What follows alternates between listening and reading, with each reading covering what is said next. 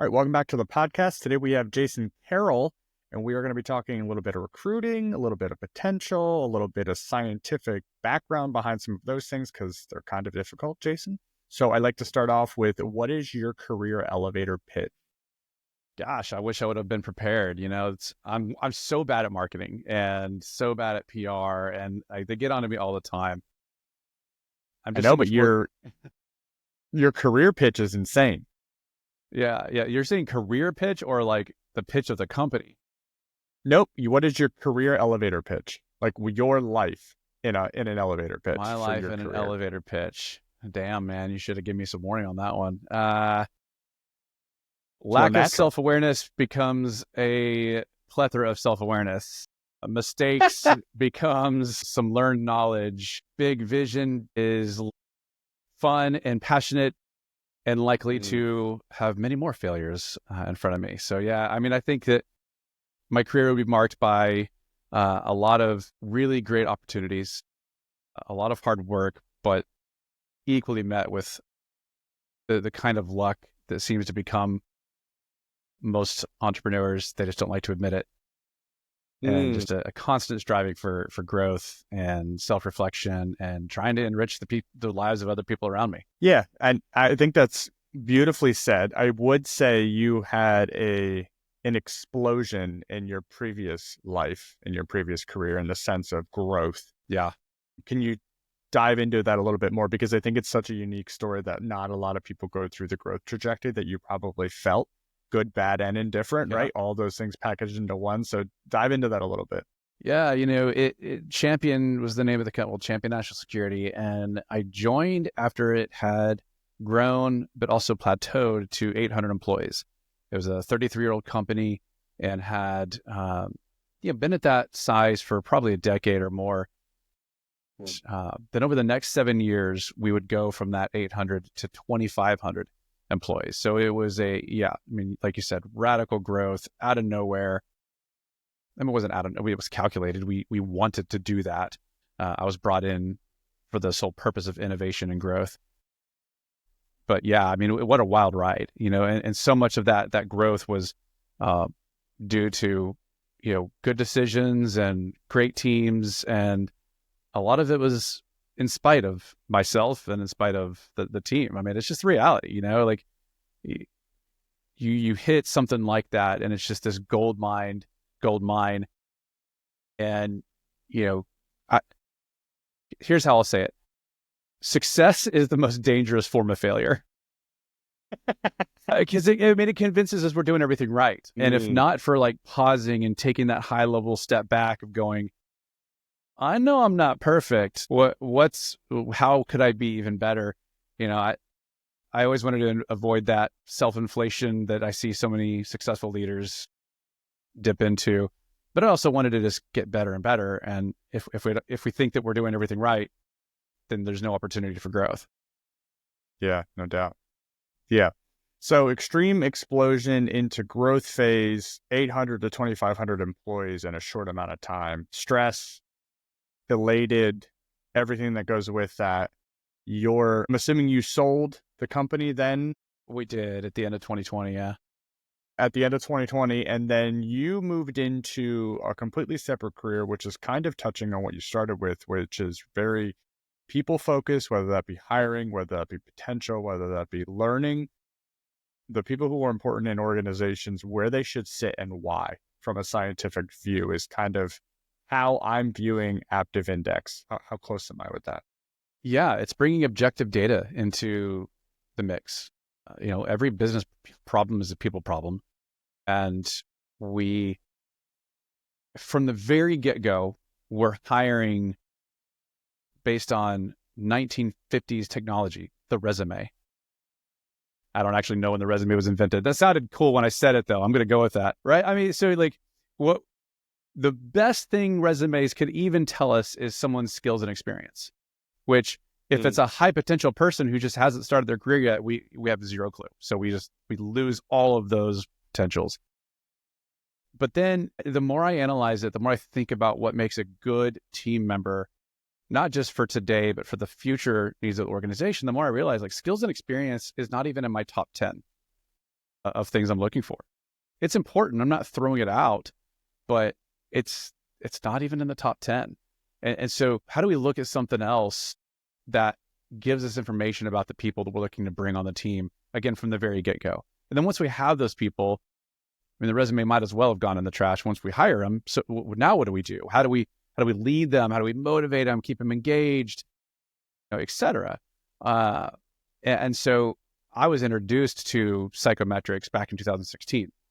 Total game changer for me, where all of a sudden, instead of relying on this 1950s technology, I'll keep running with that, we now have objective scientific data about people, kind of a crude layman's IO psychology type of data that we can now bring into our decision making. It first transformed my whole executive team and how we really interacted with each other, and then it transformed how we hired and how we brought on the right people. And so after becoming obsessed with that, but seeing some big problems with the companies that were doing that in terms of outdated technology and outdated science and all that, that's really where Aptive Index was birthed, was a massive passion, a lived experience of just game-changing tools and wanting to disrupt it and make it modernized. So some people who are listening may be saying to themselves, well, I have PI, I have Culture Index, I know DISC. Like, how is Aptive Index different from all the other indexes out there? Yeah, I mean, you throw out some words that probably most people aren't going to, I mean, maybe your listeners are familiar with. I don't know. But yeah, maybe not. Yeah. Good point. Like, I mean, even the word psychometric is such a buzzword, but DISC is pretty familiar. Myers-Briggs is pretty familiar, right? So there are these personality assessments that we can take that are fun and they're interesting, but they're not scientific, right? The DISC, the Myers-Briggs, the Enneagram, even strengths, the Clifton strengths. It's super fun, interesting stuff, but you don't want to make decisions off of data that's not scientific. And so you mentioned a couple of companies out there, Predictive Index and Culture Index, that are like really fast insights. It's a quick, frictionless assessment, 5 to 10 minutes long, eerily accurate for the most part. And then, we get all these amazing insights. Then you have a whole other world of assessments where like Hogan and Insights and Berkman, and I mean, the list goes on, but they're 45 minutes long and they're, expensive, and you have to hire somebody to interpret the results and blah, blah, blah. So I liked that Predictive Index, Culture Index realm. And so the model is similar, but both of those companies have just gone stale. They haven't updated their science in 20 years or more. They don't have any updated scientific validation. They haven't published their quote unquote validation as it relates to bias, right? They'll say, oh yeah, it's not bias. Well, we'll prove it. And then they can't. Their technology is out of date. You can't use it on your phone. I mean, it's 2024. Come on. I mean, shoot, by the time this goes live, it might be 2025, right? I mean, we're living in a mobile era and age. And so those were kind of like, I loved the concept of it, but the modalities, the science, the technology, and even like the language used was super out of date. And I like to disrupt. So that's how this thing was birthed. Yeah. So anybody who doesn't know, you mentioned it quickly, like you have the PI, the Aptive, the Culture Index side, which are way faster assessments. You can do pretty much your entire company if you want to, because the cost ratio is decent from that perspective. If you go to the other side of the assessments, the Hogans, you mentioned some other ones with the 45-minute assessment with the person who has to interpret, the cost difference is massive. It is massively different in the sense that you would do something like that for maybe one key role, where the Aptive Index and things on the other side of the spectrum you could do for your entire company, for your entire management team, for your frontline. It doesn't really matter. You'd be able to get those indexes for everyone and kind of lay them on a grid, correct? Yeah. Yeah, for sure. That was, I think, the most surprising thing for me. Is you have all of this stuff, and I only know about it because I've been exposed to it. I did not know about it probably 2 or 3 years ago, but as you get farther down these roads, you want to stop making mistakes with hiring because that quickly disrupts culture, and then it will obviously wastes money, but I'm more worried about how it it pisses everybody Right. off. It And then they does. look at go ahead, and they look at management like, what are you doing? But you're right. If you're using the resume, you don't have a lot of insight there. I mean, at So least you're thinking about that. Every CEO knows how much a bad hire costs, right? From the 3 to 5 times someone's salary, whatever. There's all these stats and studies out whatever. there, but Yeah. like, I'm glad you're also thinking about the impact it has on the people because, one toxic hire or one, I mean, it's so much more costly than the P&L sheet, Hmm. and I think more costly than a bad hire that you have to fire is the like kind of half shitty one that flies right under the radar and like you don't know that they're bad and toxic because they're right there below that threshold, but they're not calling any attention to themselves, so you don't know you have to get rid of them. Yeah. So I want to stay in the hiring kind of space, and then we'll move to like the potential space, because I think that's another huge piece of this. Is so if you could give kind of the pitch for Aptive Index and the hiring process, can you name off the things that it does really well to kind of string? Because you hear it a ton right now, especially in the construction industry. Nobody wants to work. There's nobody out there. We can't find anybody. We're going through people. Like, would something like this help that process? Yeah, so you first have to, once you understand the assessment, you've done it yourself, you've kind of been exposed, you're like, oh wow, this thing's eerily accurate, you just peered into my Yeah. soul and it's creepy and weird. But once you get past that phase and you're using the software itself, you have to determine what your positions are and then set the targets based on the attributes that we are measuring, which of course on a podcast format we're not going to get into. But essentially what you do is you say, okay, the difference between a really great like hunter sales rep and an accountant, right? Like those are very different people in terms of like hard wiring and what drives and motivates those people. And so that's the conceptual idea, is that there's a hard wiring that makes somebody a good fit for a role and a hard wiring that might make somebody really struggle just because it's outside of their zone and it's going to require so much more energy for them to be successful, right? Could a really intelligent salesperson become a CPA? I mean, yeah, probably, but they're going to hate it. So if we can know that, and if the science has actually been validated to tell us that, then why would we put someone through that? Now in construction and other like blue collar work, there's a challenge of warm bodies, right? Sometimes we just need people, right? Just get somebody in the seat. And, for that, the good news of hiring that is that you end up having a lot of people to choose from. Like, it's weird. Like there's that dichotomy that nobody wants to work, but everybody's applying, right? So if you at least have the benefit of the numbers of applicants, then you just play the law of averages. And so now you take that target, you take that match percentage that it's telling us on the back end, and you have something to sort by. So you're not like necessarily ruling anybody out or tossing resumes in the trash, but at least you can prioritize who we talk to if you have the numbers. Now, if you're putting positions out there and nobody's applying and nobody wants to work, I can't invent candidates for you. So I can't help you Yeah. there. Yeah. So the way I viewed this, just from a layman's terms, is you decide what's important for you from characteristics for a specific position. That index then gives you dots on a page. That gives you your roadmap. And then you have people who you think you want to interview. You have them take the assessment. And if their dots line up with your position roadmap dots or within reason, they might be a candidate you'd actually want to have a second interview or bring them into, whatever that needs to look like. That's essentially is bringing the scientific data for the position to the person to make sure that, one, they have the social hardwiring, you're using the words, and it's something they'd actually enjoy long term. So you're not bringing somebody in who's super high potential who may get bored in that position and then saying, what next? What next? What next? Because that's also a shitty part of it, is kind of like wrong seat on the bus. Yeah. And then the other piece is, once you have that alignment or misalignment, let's say somebody's a 70% match, like that's just data. It's just information. It doesn't mean anything without digging a little deeper. So then we use AI to generate custom interview questions or even custom onboarding or coaching guides, because now we want to get at, that we're all meant to stretch our hard wiring. We do it every day. In fact, personality that's what personality is how we're adapting to our context or environment, right? So like Myers-Briggs is our adapted self. It has nothing to do with our drives. So we're good at that. It's just how often do we have to do it? How much are we stretching?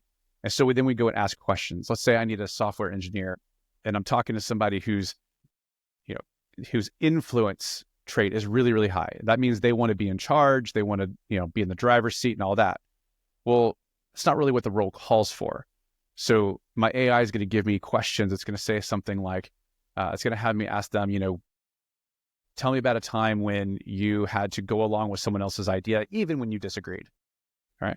How did you cope with that? All right. So now that person that really wants to be in charge has to reckon with, that happens sometimes. And, it pisses me off, hey, now we just got a clue as an interviewer. This person's probably not a good fit. Red flag. Yeah, exactly. Yeah, that's another piece I think that adds another level to this is, like you said, your AI model pulls questions that'll stretch how far can the rubber band stretch for the individual? Because that does get exhausting, right? And how long can you kind of put that mask on every single day? I like the rubber band analogy, right? You stretch a rubber band, that's what it's meant to do, obviously. But if you pull it too hard or for too long, that thing snaps, and people are going to be the same way.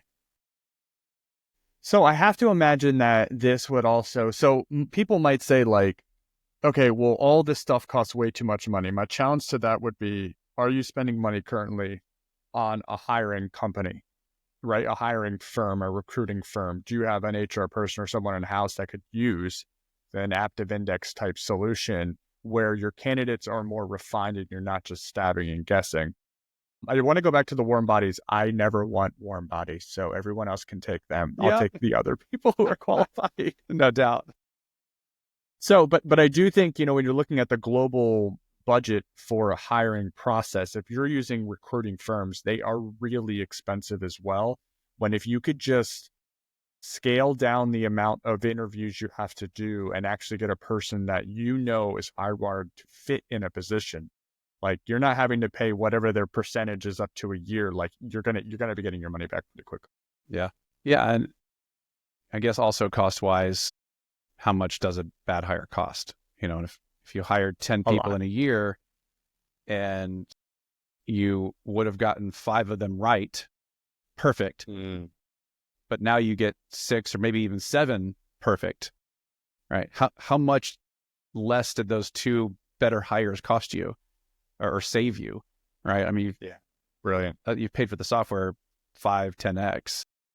Yeah, agreed. And that's on the low end if you're only hiring a couple of people and you only get a couple of right, but I talk to CEOs all the time. They're like, my hit rate's probably 4 in 10. Like 60% of the people I hire aren't the right hire. And if they can get that up to 80, 90% of good hires, I mean, they should be giving, companies like us bonuses. Like, here's a tip, right? Like it's outrageous. A super thanks. Yeah. Hey, here's my Venmo, awesome. Right? So anything else on recruiting that you feel the Aptive Index really punches above its weight, that you've run into across the business leaders or anybody you've talked to, like that, some kind of eureka stories that jump out? Yeah, well, I'm big on UX, the user experience, and when it comes to design and how apps work, and there's even science behind all that. So another thing compared to other assessments, even the crude personality ones like DISC, is that we have multiple modalities, and the way people actually engage with the assessment is more fun and engaging, and they stick with it. And so, if you're going to put an Indeed ad out there and you're going to get 300 applicants and you're going to send them all the assessment, well, you want at least 90% of those people to actually complete the assessment, right? And if they start it and they realize this is a drudge and it's going to take forever, the people check out and they close it out. Or if the UX is, really outdated, then like the cognitive overload happens and now it's inaccurate, and that's an issue too. So I guess that's the other thing I'd say is as far as like the pitch. It's got to be fun. It's got to be interesting. Yeah. How long does this assessment take someone like a new hire? 7 minutes is the average time. Yeah. That's based on thousands. Okay, perfect. So in 7 minutes, perfect example, someone's going to say, well, what if I do have a bunch of candidates that are dropping out? All you need to sell them is 7 minutes to take this to make sure that you're the right fit for the role, because we don't want to bring somebody in who hates the job and isn't a fit for you. I think it's brilliant. We also, it's up to our clients, but we encourage our clients to flip the switch on the admin side that actually sends that candidate a profile readout, like something that's interesting about them. Yeah. Versus just like a notification of, yeah, you done it. Good job. Right. It's like, here's a takeaway, a gift. No, I think that's actually really good. I don't know if I actually thought about that prior. And if we talked about that, I apologize. But we all love learning about ourselves, or reading about ourselves at least. And I think the things, at least I saw from my index, that were fascinating, like the pro-social thing I'd never heard before. That, I've taken tons of these different metrics and indexes, and that's a word I've never even heard before. And then you explained what that meant to me. So it was very interesting and I think that would be such a sweet caveat for any. It may even boost, like, hey, this company's like, different. Like, there's not a lot of people giving me like free feedback on like who I am. And it could, even if they're not a fit for me, like that assessment could help them go find something else, that fits them better. Like, that's brilliant. Yeah. I mean, my big dream someday is to take the assessment engine part, and turn it into like a matchmaking dating app, not for actual dating, but for like candidates to positions. Like, I want to create the job board that my kids get hired using, because Indeed is dog shit and everybody knows it, that we just don't have any other options. Am I wrong? No, it's so right, because this process doesn't have to be so. You're right. It's like trudging through mud. That's why people don't leave shitty jobs, because going to find a new one is such a pain in the ass. Yep. That would be a game changer. Look at you. You're such an I already have it wireframed and everything. I just have to, this is a startup. I actually have to build this company first. And understood. And I'm already looking, who's going to be my CEO in 3 or 5 years, So switching over from recruiting, once they get in the door, how does this then, how do you see this switch over to the potential piece, or, your high pot people, keeping them aligned, keeping them moving up the corporate ladder, whatever that needs to look like, into positions that fit them? How does that fit the bill, or what does that look like? Yeah, there's the really quick transition piece, which is onboarding them. Like, why would I onboard everybody the same way? You're going to get rock stars that the best way to get performance out of them is to challenge them immediately, throw them to the sharks, right? But then you have people that if you throw them to the sharks, they're going to be like, what the hell? And they're going to quit, and you're going to lose them. So they need resources and training and tools, and then they become all-stars as well. So you have to onboard people in a way that really speaks to their motivators. And then once they're in the role, I mean, so we're going a little nerdy, but during the client onboarding, not like, if we were to work together, the training, we focus a lot on trust. If you've ever read The 5 Dysfunctions of a Team by Patrick Lencioni, or anything by Brene Brown, like, trust ends up being this like major pillar of whether or not companies are successful, whether or not employees are engaged.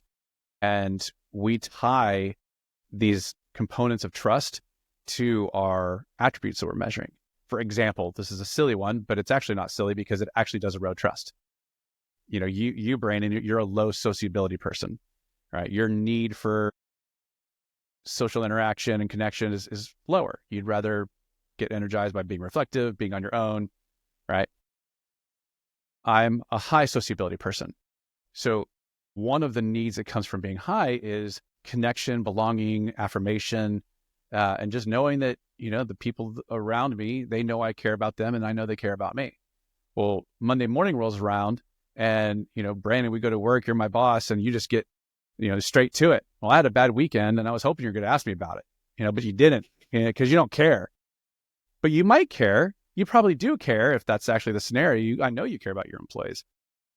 But like that little mismatch of drives where, because trust is essentially this: do I believe you'll meet my expectations? Right? Do I believe you'll meet my expectations of a character, competence, or care, care or compassion, right? So That's the care one. Do I believe you'll meet my expectations of care? Well, you didn't know that I had that expectation, right? In fact, I didn't either until it wasn't met. And so now, completely unintentionally, you've eroded trust, like a little micro erosion, a little withdrawal from that trust bank. Yeah. Right. Well, if we have this depth of understanding of everyone's actual motivators and drivers, we can go meet those needs. We can meet those expectations. Precision is another good one, right? Like if I do a project to completion and give it to somebody with super high precision and like high standards, they think I'm incompetent, right? But the reverse is true. If they're perfectionists, they're slowing down progress because everything has to be just right. So Yeah. I think they're incompetent. Well, we're both wrong, right? It's just a difference of how we approach the work and what's driving the way we approach that work. And so understanding that as leaders is like, I mean, it's an unfair advantage.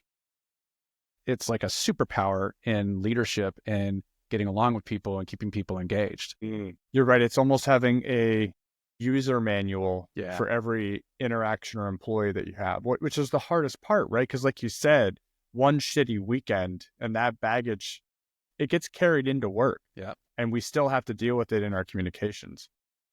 Yeah. Agreed. Good. Okay. That's really good.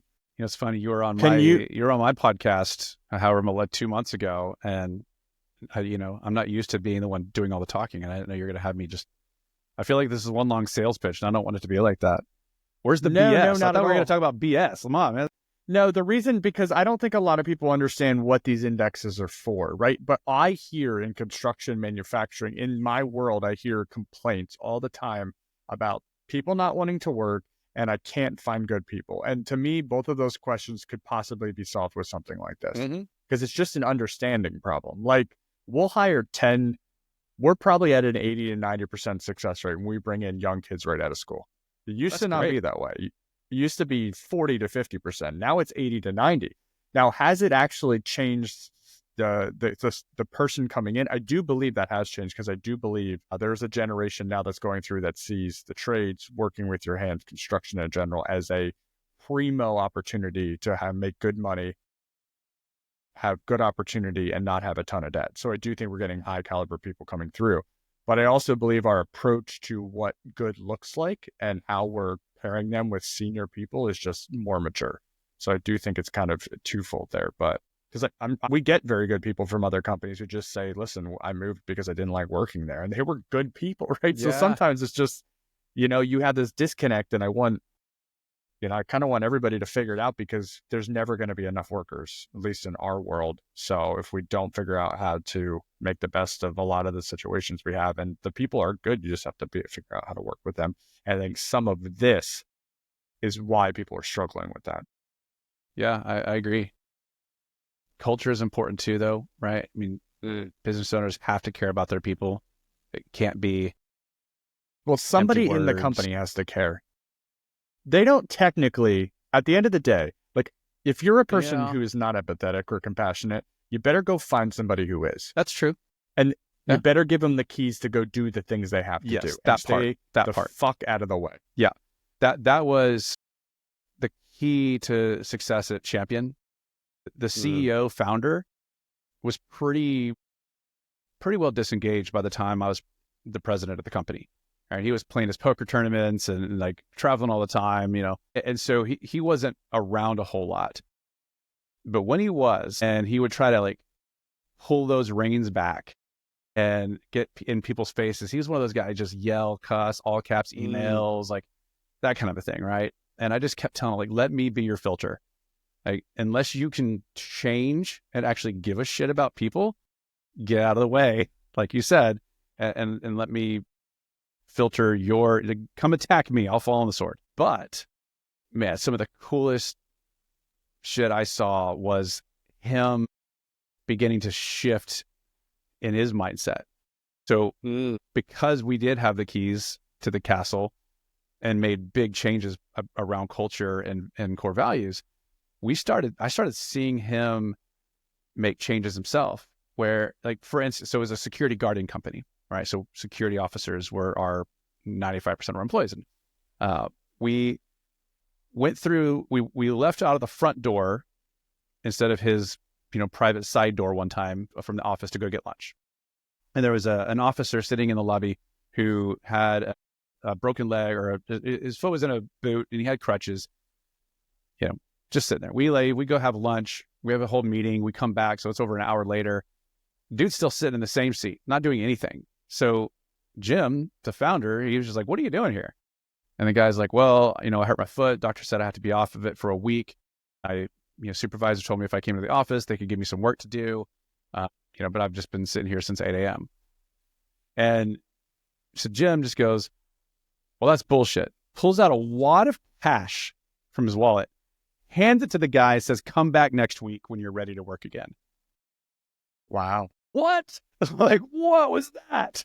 I mean, just utter 180 transformation. And I guarantee you that wad of cash was way more than that dude was going to make sitting in the office for a few days doing, task work. Just totally changed that dude's week and probably beyond just by giving a shit, right? Yeah. That's crazy. It's crazy to watch. And we've had some of this because we have a book club at work, and I've seen the transformation of people, just, the paradigm shift, or because we're reading 7 Habits of Highly Effective People, and they use paradigms a lot in that book. And watching how people now handle shitty weeks just because they know they're responsible for how they're going to react. Like it's a totally, like, it's no more blame anyone else. They realize that, like, if they're going to get upset, like they got to look in the mirror, and then, it just doesn't go on as long. There's not as much festering. There's a lot quicker, even if, there's sometimes going to be heated moments. That is going to happen forever. We're human beings, but the resolution of it comes so much faster. So yeah, it's really good. What was the hardest part of the culture shift for you when you were making all those changes? The fact that there was none. That company was 33 years old with no core values, no mission statement, no vision. And it was a top-down kind of learned behavior, right? So if the CEO is going to send the all caps email, then so is the director of ops, and so is the branch manager. It was what was accepted and the only pattern that was known. So when we transformed, we had to come up with core values, and they had to be meaningful. They had to have real behaviors behind them and expectations behind them. So we started, all of our employee reviews were purely about core values. Like, are you demonstrating that people matter much? That was our number one core value. People matter much. Are you demonstrating service obsessed? Right. So that if you did really well, and you had me, the president, giving you a handwritten note, putting that in the mail, I would always tie that praise back to a core value. If we were having a performance improvement plan and you did something wrong, we tied it back to the core value that we thought you were falling short on. So that helped it permeate and not just be, some poster on a wall somewhere, but like real behavior-based and accountability-based values. How quickly did you see the shift in the company? That was a slow burn. I mean, there was some people we had to turn over, and we had to make some adjustments in the executive team. The leadership team, kind of right below that layer, had some big changes. There was a pretty misogynistic boys club that I had to break up. Got to break up. That was actually kind of fun. It just took a while, right? Because you can't go in and go nuclear, right? If you're the new CEO and you just have, my way or the highway within the first even year, you're no better. Yeah. Even if every change is for the good of the organization, they're like, screw you, man. Well, that big mistake. And thankfully, I had mentors in my ear saying, "Jason, don't go nuclear. Just play the long game and make the changes that you need to make." But yeah, it was probably I'd say a 2 to 3 year process before we really started like seeing a fully encompassed change. And it really changed the attitude of everyone too. Like, we had a customer, our third largest client, was the way they treated our employees was something that always just grated on me. And when it came time for their contract to renew, we fired them. Like, good for you. Millions of dollars. And everybody on the executive leadership team agreed. We knew Like, these are the 5 levers that make a client, an A, B, or C. We would grade all of our clients, and there were Fs too.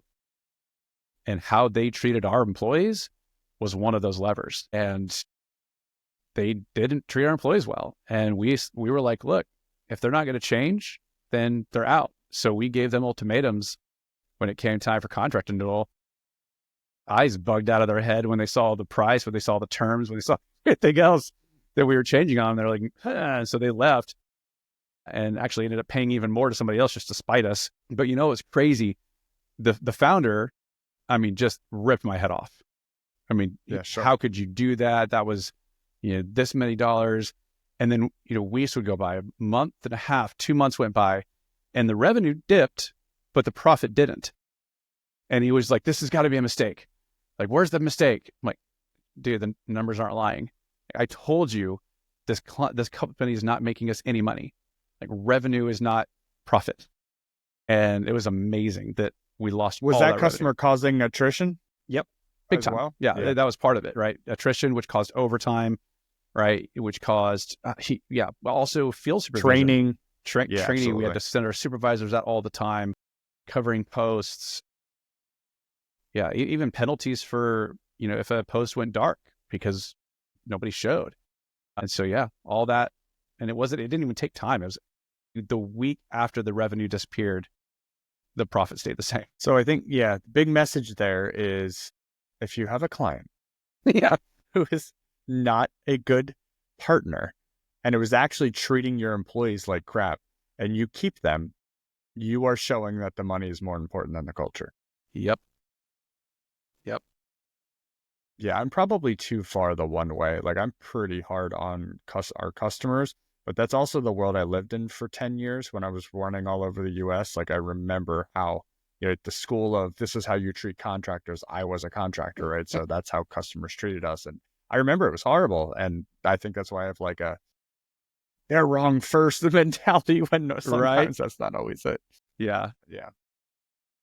Did you have an index, or did you use an index when you went from the 800 to the 2500? I did. No, we didn't use it for all of our employees. It was just their software wouldn't allow that.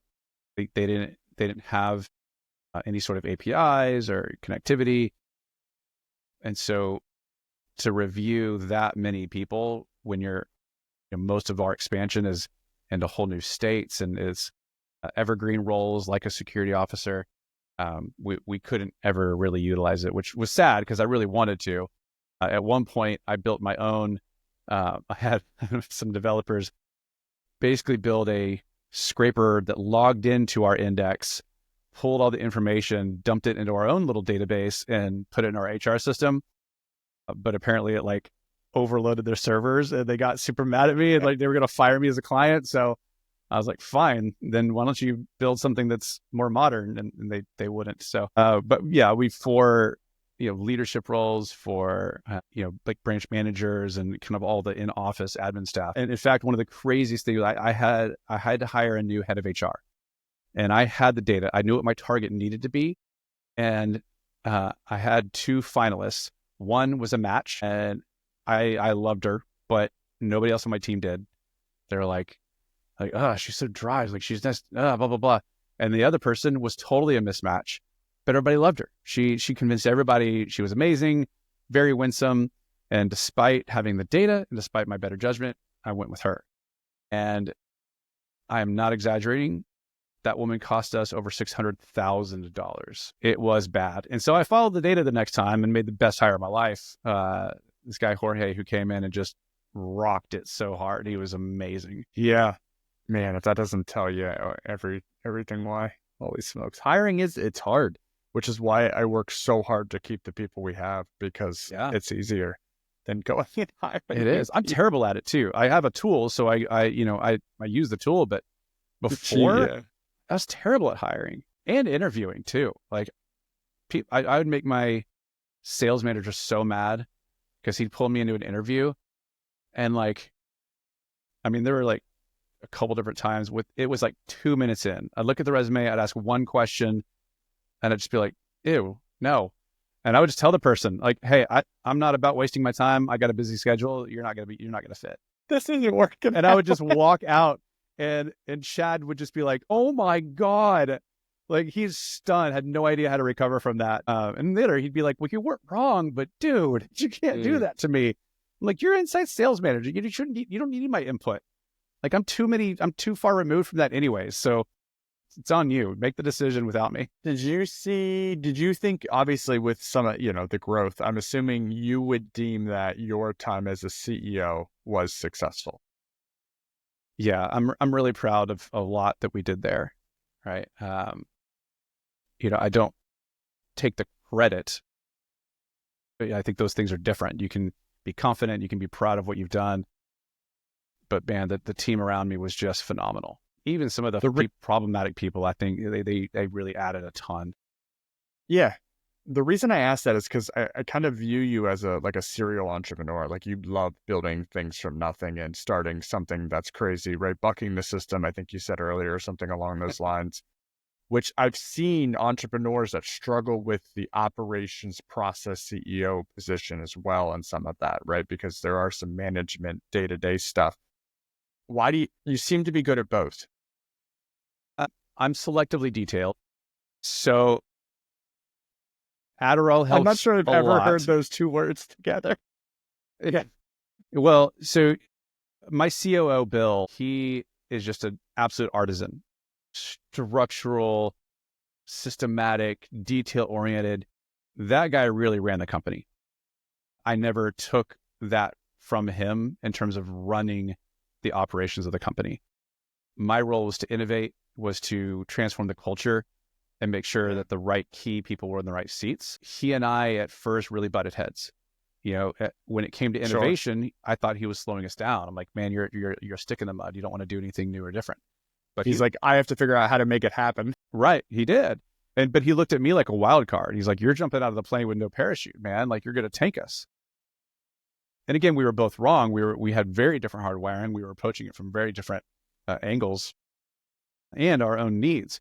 And so when we started learning how to work together and complement each other, that's when it really shined. But fast forward to Aptive Index. I've built 90% of the software myself with very much the help of AI, not to be glossed over. But if you asked me to review your code, there's no way in hell. It's like, this is my baby, so I'm going to code the shit out of it, and it's going to be the best product that ever hits the market. And if anybody even remotely starts catching up, it's going to be better. But again, if somebody tried to hire me, if somebody got offered me $300K a year to be a developer for their vision and project, and there's no way. I'm not going to do it. So that's the selectively detailed. Like it has to be like my idea and my win. But I'm also not a very good solopreneur. And I have many CEO advisors telling me, like, dude, you have a fully fledged product. It's scientifically validated. You have happy clients that are paying you money.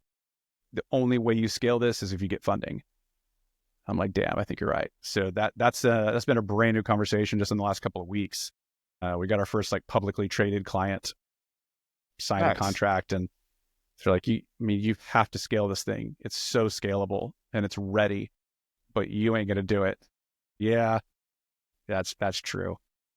So that's my index says so. Well, yeah, and my history does too. I need people on my team that can execute and help me build the systems that aren't currently in place. Yeah, that's so fascinating. Okay. So then I would say then what I'm used to, like you were an absolute innovative dreamer, like extraordinaire. I find people like you so fascinating because I'm so opposite of that. I'm such a process, like, like what would you say, Bill, your COO? Like, I feel like that's very much, but the culture piece, I really love that piece of it. But I also think you can add systems to that. Like you said, you tied everything back to your values, right? There's always a process that you can align up to really make it meaningful data metrics. You can bring that all back even to culture piece, which I love. Yeah. And everybody has different ways of building their culture, right? Like for me, it was that big picture, vision, whatever. But the drawback of that Like I was such a decisive decision maker, and had so many ideas that I thought were good ideas, but I would end up far too often like steamrolling meetings, like being just this like really commanding, dominant presence. And the result of that was that people on my team didn't feel like they had a voice for a very long time. They didn't feel like I valued their ideas and contributions.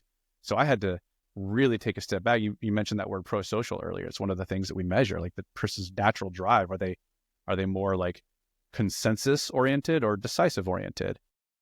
And you're on that consensus side. Like, you know how to pull ideas out of people. You know how to make sure that the other folks that are decision makers and influencers within the company have a voice and have a say. Mm-hmm. You know, not to the extreme that you can't make a decision when one needs to be made, but yeah, and I love that attribute that we're talking about is totally separate from the sociability one we were talking about earlier. Yeah, right. totally. Like, I'm way more winsome, and but like as far as like gregarious personality and charisma, but that is a liability sometimes, not a gift. Yeah, I mean, it's all of these assessments really dig into areas that, like, if you're just exposed a little bit, I think it opens up your mind to like realizing what you're not good at. Even if you go to that end of it, that is so helpful, for people just to be like, yeah, I'm going to have to lean on other people to fit, just like what you're going through right now with the Aptive Index. It's like, okay, I gotta pull process oriented, see, very operationally excellent people into this thing to take it to the next level. Like, that's sometimes people spend years in that fight just because of ignorance. Yep. And then there's the other thing where I see people like me who bring in the process oriented folks because they know they need it, but they don't realize the other factor, which is what's really driving and motivating those process people. So here's the rub. And I was just talking to a CEO last week about this. She would bring on process oriented people and she'd be like, they're too slow. They're dragging their feet. And she would treat them that way, which would make them disengage because they're like, well, you don't trust me to do my job. And like, you're hurrying me. And, like, come on, woman, everything can't be a priority. Like, if everything's urgent, nothing gets done. And so she had to realize that her pace at which she moves about the world is the reason she needs those slower paced people, right? And if she can't give them the environment that they need to thrive, then it does no good to even have those people on our team. And so like, you can't just hire people that make up for your shortcomings. You also have to empower them and give them that environment. Otherwise, they're just going to piss you off and you're going to treat them as if you're pissed off, and then they're going to hate you and erode trust and et cetera. Ripple effect. Yeah, the more and more I dive into this and talk to really smart people like yourself, like, it amazes me that these giant organizations make money because it's just a living, breathing organism that has so much complication, and it's a spider web of emotions and reactions and everything else that, like, just to push in a common direction is crazy to me. Yeah. These big orgs that run their like employee engagement surveys, it's like they do it just to know, but then they don't actually try to move the needle. It's almost like they just accept, well, I guess this is our disengagement bill. This is, it's like our electric bill. Tax. Yeah. Yeah. If you're accepting that you have a bunch of disengaged employees and you're not trying to do anything about it, like, that's a problem. And then they spend all their money on their all-stars. Well, guess what? Your all-stars are going to keep being all-stars unless you piss them off. Like, spend your money on that, like, middle, it's the 80-20 rule, right? Get the people that are like kind of fluctuating between like a little bit kind of disengaged to like a little bit engaged, and like get those people fired up and on board. Get rid of everybody in that bottom 10% spectrum, just can them. But yeah, spend your time, just don't piss off your rock stars and they'll stick around, right? Yeah, and it's just bizarre that companies with infinite resources aren't diverting those resources to do something like that. Yeah, the whole high tide raises all boats, right? Or whatever that saying is. God, I know I'm just going on a rabbit hole high horse here, but like, then you've got fucking Amazon who's like, everybody come back into the office 5 days a week. Like, this is mass gaslighting of the workforce, who have proven themselves statistically to be more effective with a hybrid remote work environment.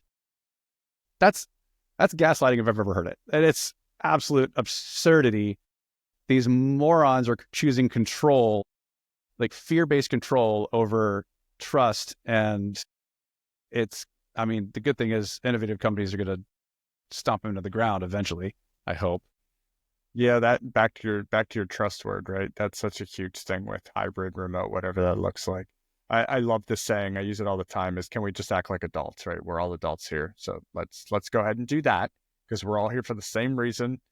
Do some good, hit some data, get paid, have somewhat of a good time because we're going to be here for a while. So why not laugh a bit, Yeah, I wrote a LinkedIn post a couple of weeks ago that like culture isn't this mythical beast that you have to slay, right? It's pretty simple.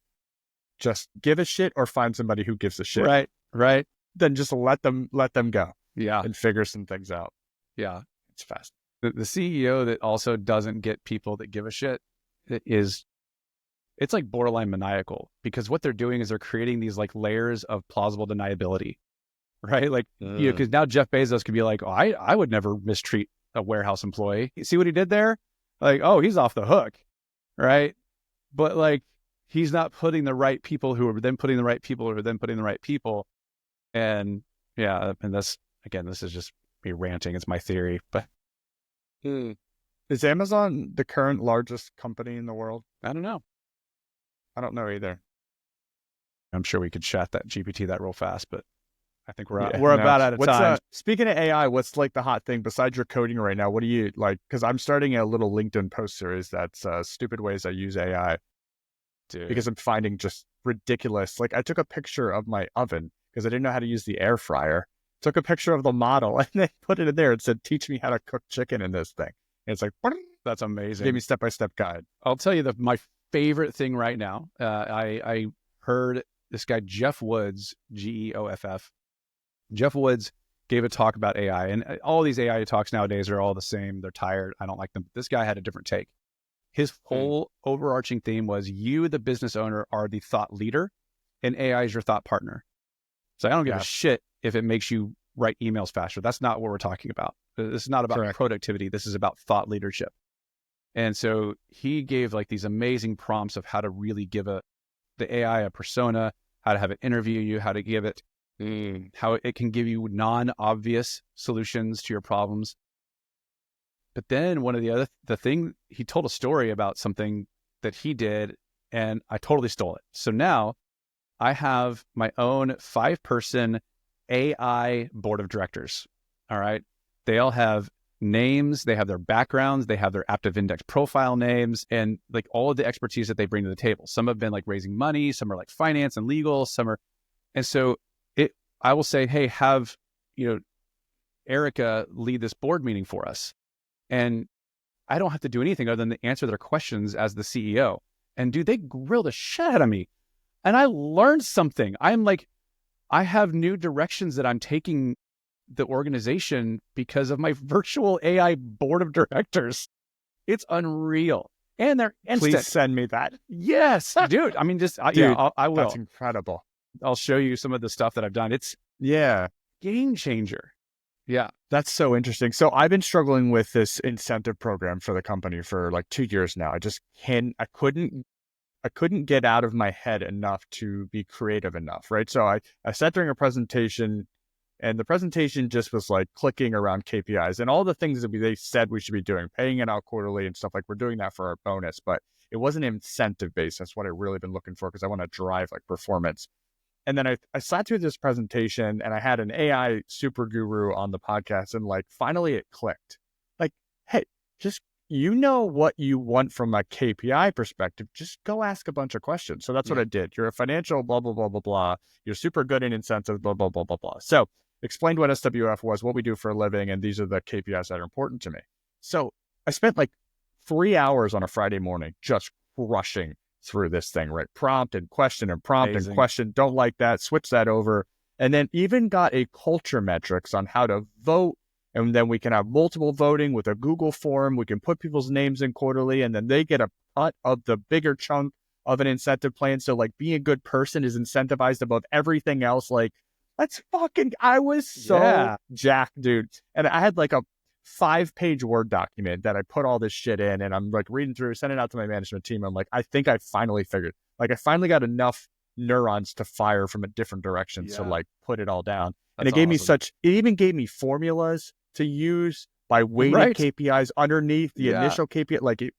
And then I was sitting in my Vistage meeting, and our Vistage chair said that one of our members who wasn't there for that meeting, that she's been going through this like incentive thing. She's been trying to figure it out. Went right back, sent her the whole Word document. I was like, hey, I don't know if this can be helpful, but like, this is the road I went down last Friday. And like, just so pumped that like, it was a piece of, I know the end goal I wanted. I didn't know the Yeah. road and how to get there.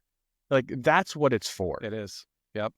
I agree. Dude, I was so That's pumped. a perfect use of it. I just couldn't believe it. It was like, it was telling me, and then I was asking like, what percentage should it be? And it would give me the right percentages based on all these different like, it's just incredible. It could be your best friend. Yeah. I just a couple weeks ago. So nowadays, actually working on the product is hard. Like I have to work at nights and Yeah. weekends and shit because I'm doing interviews and customers and training, blah, blah, blah, right? You know, but I have this feature that I want to add. I want to add this tab that gives us like super premium, like 30 something page report. And I already had the content for it, but I needed to build it into the system. And that's hard because like all the variables have to be pulled in, all the structure has to be right. And so I finally had some time to work on it in the evening. And from like 4:30 to like 9, I churned out the most insane amount of code using AI. And I just like, I walk in, so my wife had to work a late night too. And I'm walking, I'm like, babe, I'm not exaggerating. In the last 4 hours, I just did like 2-3 weeks of work. Like not even like conservatively, right? It's amazing. Like my mind was just blown. And then we went and got a cocktail because but yeah. Well, and that you kind of get like it was almost like a runner's high. Like I started going and like, yeah, I just came to the realization with the whole thing. Whenever I think I need to go to an expert, try AI first. Yeah. Like I'm even taking documents I get for whatever. I mean, who knows? Like contracts with, construction things I'm doing around the house, and I'm putting it in there and say, put this in layman's terms. Put this in layman's terms. We just had a Yeah. bot created to walk through our contracts for us and tell us what to mark up based on our criteria, so that I don't have to have a person doing that, 4 to 8 hours a week. It's just, yeah, I know people are weird about it and scared, and I get all that, but like just start with the simple things. Create a vacation plan with it, and Yeah. like really dumb stuff to show that you don't have to be afraid of it, right? Just dip your toe in the pool. Maybe take something you've already planned, like yourself, the manual way, and then go to AI and try to prompt it and see if it gives you something similar, equal, or even better. Totally agree. That way you know your destination already, so you can get your feet wet without it being so intimidating. Yeah, I love that you're building this entire thing. Like, it gives you an opportunity to build something like this yourself, where like you're getting to the point now where it's refined, it's repeatable, it's a great program, you're selling it to customers, and now you can scale because the foundation is so strong, and it's something you built yourself with your AI partner in the basement. Yep. Or wherever your I mean, office one of is. the keys. So one of the keys, if you're ever going to code, if you want to do your own project with AI, it's going to give you code to accomplish what you asked it to accomplish. But that code is only going to do the thing. So you have to like back up a little bit. And you have to say, all right, well, let's future proof this thing, right? What if I want to white label? What if I want to do this? What other things might I want to do with this to make sure that this is modular and scalable and not just solving the problem right in front of us? And it will do that for you. It will go, a good idea. You might want to translate it into multiple languages, and you don't want to have to restructure anything, right? You might want to do this. And so that was also something I've been doing all along the way. And then I did hire a human who is a part-time developer and comes in behind me and cleans it up and makes sure I'm not doing stupid things with my code. Yeah, but it's like a fraction of the cost of what it would have cost you. Fraction. Like, yeah. You're laying down the groundwork, and he's planting the plants behind you to make sure they're in the row. I'm easy 7 figures into the actual development part of this thing, between R&D, programming, server structure, architecture, all that stuff. Absolutely. Yeah, it's brilliant. Well, once again, I know we hit a lot on the Aptive Index, and the reason I wanted to do that because there's not a lot of people, there are a lot of people who use the indexes, but I hear the complaining all the time, and I'm trying to help solve some of those problems for, us, for people in our field, in the construction industry. It's where I'm hearing a lot of the complaints. And I think understanding the people either you have or the people you're looking for, I think is a huge plus in that. So, well, man, I appreciate you letting me chat about it and give my shameless plug here. It was fun. yeah, you want to hit it again? And where can people find you? Where can people find Aptive Index? What about all that? Yeah, aptiveindex.com, APTIVE. It's a made up word. It's a combination of some of the words that we use in our psychology. But yeah, aptiveindex.com. I'm Jason P. Carroll. You can look me up on LinkedIn. Hit me up anytime. And yeah, I would love to have conversations with anybody who's hiring or leading. Yeah. Whatever. Yeah, no doubt. And like I said, like with a ton of the experience of what you've been through, it's not like you're speaking the language from where you've sat. You've played in it. You've been in the game. You understand what scaling looks like, and I think that's really important. And it's actually way easier to have those kind of conversations with people who've been there. So yeah, I appreciate that. Well, and here too, if you're skeptical and you're a CEO, here's the bet we'll make. You and your spouse take it, and if I can't give you solid relationship advice from my AI bot, not from me, within like the first 15 minutes of our conversation, then lose my number forever. Otherwise, you know that you should pay attention. Oh, that's a really good approach, dude. I love that. Yeah, that's really good. I have clients that use this for their marriages. And it's no joke. It's legit. That's interesting you say that because, from a family business dynamic, that's a huge plus, right? Yeah. You're breaking down the barriers of the communication barriers that can exist between families just because we don't know how to talk all the time. And when you mix business with personal with that, it gets money. Yep. I mean, I'm going to be hitting it before I go to Christmas with all of the people. I'm the only person in my entire extended family that is on one of the two sides of the political spectrum. And so I know it's going to be a interesting conversation. And, thankfully, extended family, everybody loves each other. It doesn't matter who you vote for. It's all love. Yeah. But boy, does my mom like to try to just get into those debates and be like, I'm going to go to my AI. Like, all right, how do I have a conversation with this profile of person who also happens to be my mother? It does not compute. Yeah.